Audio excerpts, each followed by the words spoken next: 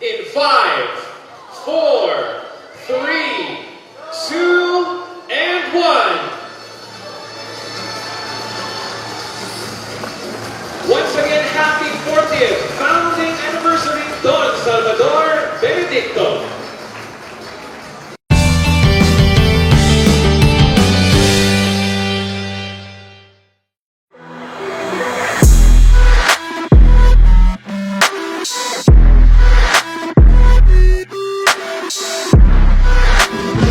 RDOng's line of products, making your vehicle tough for roads less traveled.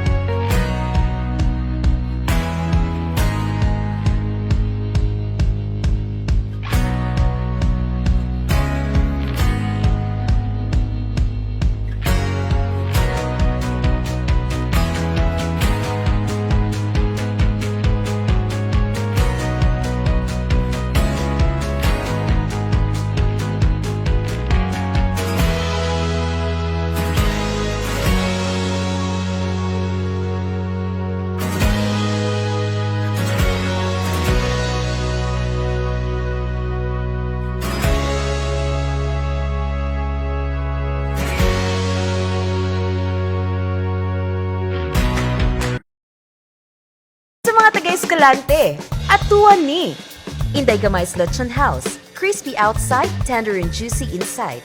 Quality hogs for quality lechon cooked with a secret spice mix. Inday Gamay's Lechon House. Every order of whole lechon comes with free dinuguan and special sauce. Also available, lechon kambing, lechon belly and ulo lechon. Inday Gamay's Lechon House at Jose Abad Santos Street, Purok Malinawon, Barangay Balintawak, Escalante City.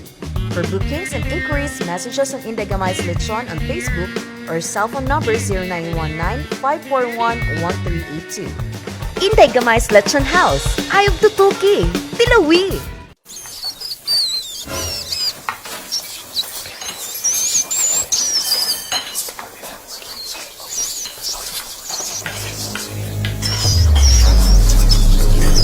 Scary creatures in your house?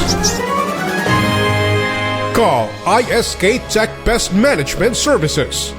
They know what to do.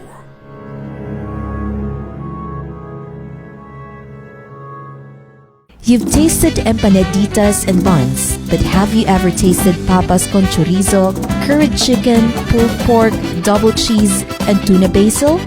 Only Jinki's Kitchen offers these flavors. Catch a bite now of Jinki's Kitchen, empanaditas, and buns at Kmart, Monsterific at Singkang and Talisay City, San Carlos, Silay City, Lopez East Center, and Lopez San Sebastian. Jinki's Kitchen, empanaditas, and buns, a pocket full of goodness.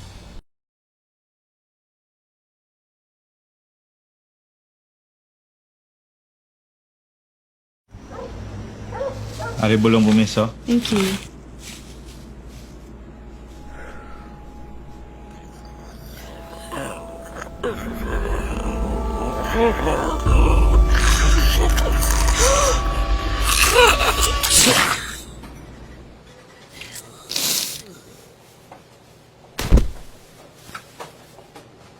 Ano mo, sir? Isa lang kasi tilisin. Grace Pharmacy.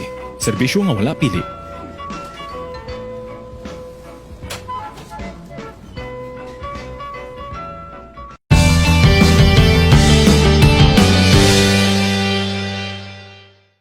Mayor, congratulations. 40 years. Wow. You are the town, you were actually built in the middle of a rainforest. Yes. And based on what I know about your history, it's a place of death and killing in the past. Yes. And it's interesting that you said from a place of killing, it has now become a place of healing. Yes. Tell us something about that. Well, it cannot be denied, no? The early days or the younger days of our town, Don Salvador Benedicto, bauti, damo ginadlok magkanto diri, no? Kay damo in PA. Bisan sa una, sa mga early days man sang fiesta namon, Kali-Kalihan Harvest Festival, kabudlay mangimbitar kay gahuulang pero ay gakadto. No? Pero ari na kita subong, doon nabudlayan na kami mag-akomodar sa gusto makadto. No? Kay ti kulang na gaginutok ng mga akomodasyon namon. Reservations has to be made way earlier. No? So, this is it. Kadamo na gigakadto nga sila lang panultol diri sa banwasang Don Salvador Benedicto. So, yes, we are proud of it and what had happened. Compared this 40 years ago, so this place is nothing. And now, it is indeed a tourist destination here in the province of Negros Occidental. And every tourist that arrives in the island always have it in their bucket list to go to Don Salvador Benedicto. You're talking about, if we say tourist volume po, let's do it English, Tagalog, sir. If we talk about tourist volume, if we base it on the statistics ninyo, you're talking about how many tourists a year? Well, for now, because we're still in the pandemic, we cannot really quantify on a year's time. But it seems that it's only now that everything, it's only recent that everything is almost going back to normal. So, indeed, the volume of bookings in our accommodations, most especially in weekends, we are fully booked, most especially in weekends. So, the nearest accommodation that you can avail for a weekend here is at least 2 to 3 months lead time. So, if you book it within the 2 months period, I'm sorry, for a weekend, hindi mo na makuha na. So, hindi mo na makuha. So, that's it. But we're finding ways that people would come also on weekdays.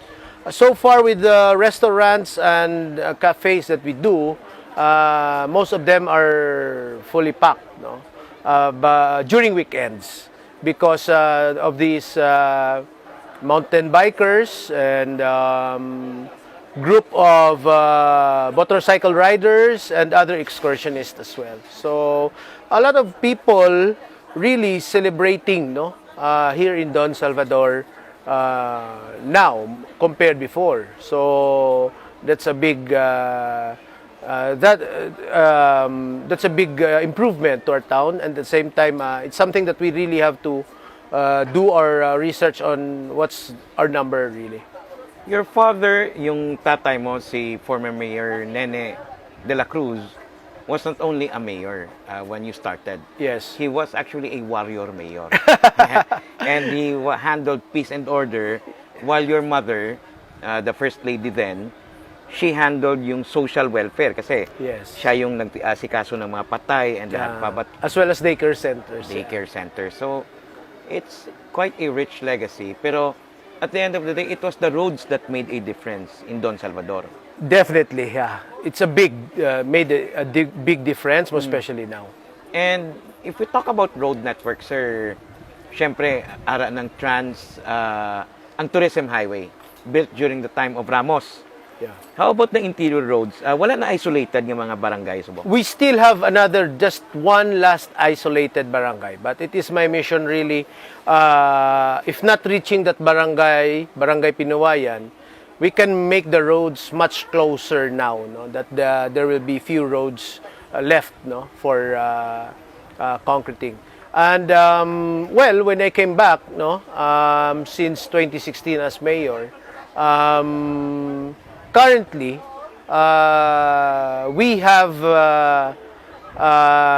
paved 16 kilometers of these roads. And upcoming, we're gonna add another 6 kilometers. So before I end my term. So it's a huge factor, not only to our farmers bringing their produce to the market, our sugarcane planters to bring their canes to the mills, but also delivering the basic services to the communities.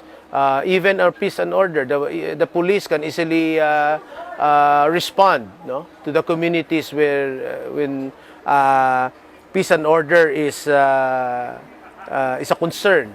At the same time, our health services, we can easily go to any Salvadorian that needs medical attention in a much shorter time now than before.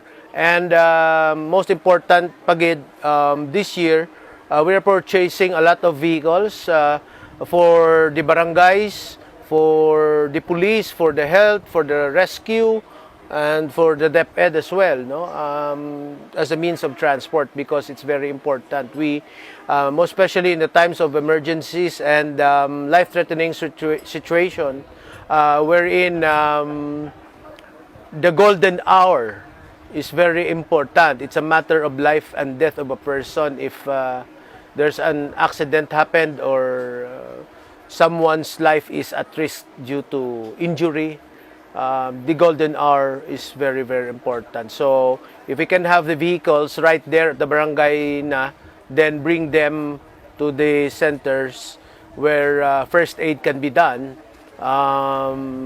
we save more than half of the time than we're supposed to before.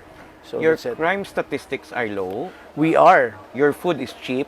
Yes. Your climate is, well, of course, it's Yes. God-given. Though ka-romantic sang Don Salvador lang taon from the outside, no? Pero may mga challenges pangabilin, wala pa? Wala na. Ay damo gyapon, no? Because as we grow, we have new challenges because of our growth, with these growths and these developments. And one of the greatest challenge, of course, basura. No? Kay may mga turista kita gyapon nga nagapabilin nga, you know, they just leave their they just don't dispose their waste properly. And at the same time, water, no? Because we have there are a lot of areas still that water can be cut off, and at the same time new investments coming in needs sustainable source of water as well. So wala ka mo sang central water system pa? We are not there yet. We will start with the bulk water supply. Then we are offering also the franchise for local water utility, because it's gonna be very onerous on the local government managing the water utility. Which was harder, setting up Don Salvador or facing the COVID pandemic and the modern challenges? Wow. I think the most is setting up Don Salvador, because it's a complex, and the terrain before road networks is much different, and the government assets and facilities, budgets, etc. is really scarce before as compared to now. And next to that, siguro, are the modern challenges. Next to that is the modern challenges, because well, there's growth. Population grows. As population grows, the problem grows as well. No? So concerns doesn't stop, and yeah, we really have to double our time to be upkeep, no, in these challenges. And well, when it comes to COVID, I believe we have list of concerns, because we are the lowest in the province when it comes to cases and even mortality. So what was hard for us in those starting from the lockdown of March 15, 2020 is not knowing not knowing what would be the future. But here we are now, more than 3 years after, so almost 3 years after. So I believe we already survived this COVID pandemic. Your family has been called a lot of names, from warlord to corrupt to a lot of things. Yeah. And yet you survived. Now, I've noticed nga ang issue of being a political dynasty does not seem to work anymore against you. Do you think ka interesting nga case study ni ang Don Salvador? Yeah, it is interesting. Yeah, warlord, everything, no. But there's nothing to be afraid of us. I mean, me as a all I can be is to be authentic, to say what I feel, and to be honest, no, to everyone. So I don't need to explain all of these accusations. All I need to do is to prove them all wrong of their negative perspective of our family, and yeah, I need not to explain really. So that's why it's not my concern, no, because if it is not true, I shouldn't worry those words. No? But your family fought literally Yes, to build this town. yes, And you had to do what you had to do during that time. yes. It's a matter of survival, and it's a matter also of my father's determination to help this place and the people most especially. Do you still know how to shoot? Of course I do. I grew up with guns, and well, I grew up with it, and gun safety handling is very, very important. You know, more than just shooting, like not knowing where to point, and the responsibility of having a gun is more dangerous. So that's most important: gun handling, safety, and of course, mindset. No, I'm not a war freak person. No? I'm a loving and caring kind. No? So you hardly see me getting mad from no. Yes, suplado I am. I am suplado. I have to accept that, but only there. No, that's it. It's not that I get mad for something easily, but I get mad only on things that are not done when they should be done in a way I wanted it to be. So it's simple. So that's it. And I'm very competitive as a person, and also determined like my father. So actually now, no, after serving 26 years in this municipality, in our municipality, I realized that yeah, I'm totally engulfed with this work. That it is my personality, it is my being now, no, as a person, and well, it became me, the character that I am now. So, well, this is me, and this is my contribution to Don Salvador Benedicto. So I'm happy of these contributions, and at least I have my few years to serve my fellow Salvadorians. Finally, sir, it's your last term. What remains to be done? Wow. I'll be leaving Don Salvador Benedicto as a tourist destination, and it is already there. It's already there. So it is. I'll give them the sketches of what needs to be done, where are we leading to. To implement it, I leave that to the next leaders of the town. So, yeah, okay na siguro. No? So, they have something as a guide for the next 40 years maybe. So, that's it. Happy na gid ko, no? Happy ko sa natabo sa amon banwa. Kag hindi lamang it's not because of me as a leader, but this is the cooperation, no, of every Salvadorian, ordinary people and leaders as well, that we decided to stay united in the midst of everything what happened. Even now in politics, we agreed to unite once again, because in unity, we will achieve all our dreams for our municipality. And I look forward that the next generation of leaders will stay the same, that stay united at all times, at all costs. Congratulations, sir. Thank you. Thank you. The pioneer, digital first news and information platform in Western Visayas. This is Digital News Exchange. DA sang balanse kag kamatuuran. DLX pagmangalagad kag pagsaysay nga mapabugal. Mga istorya sang paglaom, lokal nga sugilanon, maintindihan mo dayon, impormasyon sa palat mo. DLX kaunong sa pagsanyog sang talentong negrosanon.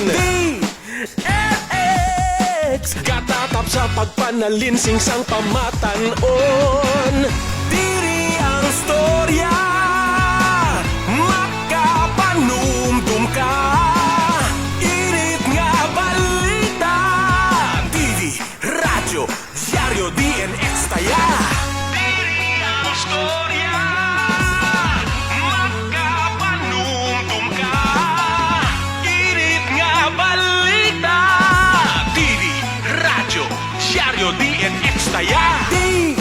DNX abyan ka upot mo kami sa imo panakayon. DNX sa pagbago kag pagtilaw kita mapadayon. Diri ang storya, makapanumdum ka. Init nga balita, TV, radyo, dyaryo, DNX taya. Mga istorya sang paglaom, lokal nga sugilanon, maintindihan mo dayon, impormasyon sa pato. Mga istorya sang paglaom, lokal nga sugilanon, maintindihan mo dayon, impormasyon DNX.